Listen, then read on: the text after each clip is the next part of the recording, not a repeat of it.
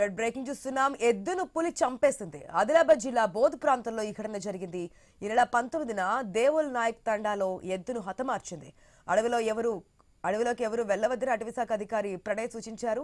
పులి సంచారంతో అటవీ సమీప ఆదివాసీ గ్రామాల్లోని ప్రజలు భయాందోళనకు గురవుతున్నారు. తిప్పేశ్వర్ అడవుల నుంచి ఘన్పూర్ మీదుగా తెలంగాణకు వచ్చి వెళ్తుందని గుర్తించారు.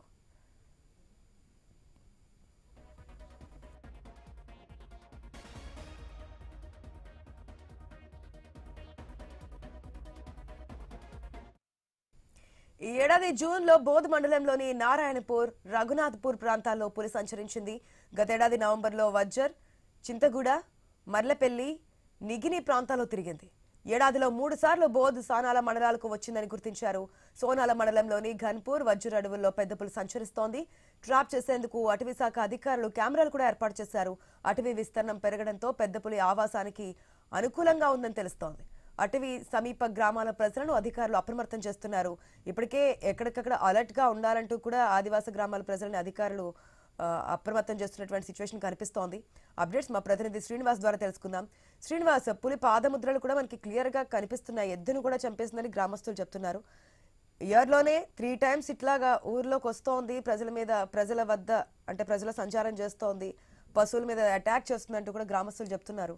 పట్టుకోవడానికి ఎటువంటి చర్యలు తీసుకుంటున్నారు అటవీ శాఖ అధికారులు?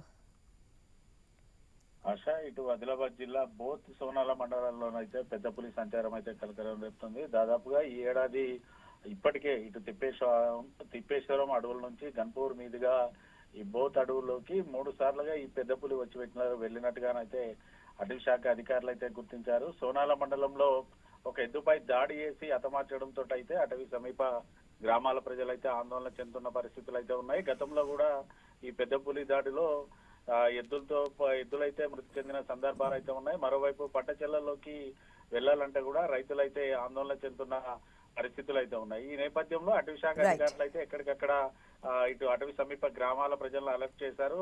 ఒంటరిగా ఎవరు కూడా పట్టచెర్లలోకి వెళ్లొద్దంటూ కూడా చెప్తున్న పరిస్థితులు అయితే ఉన్నాయి.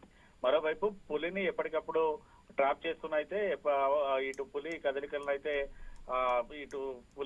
పూర్తి స్థాయిలో బృందాలు ఏర్పాటు అయితే మానిటరింగ్ చేస్తున్న పరిస్థితులు అయితే ఉన్నాయి. ఖచ్చితంగా ప్రతి ఒక్కరూ అప్రమత్తంగా ఉండాలంటే సూచనలు చేస్తున్నారు. Right Srinivas, thanks for the update.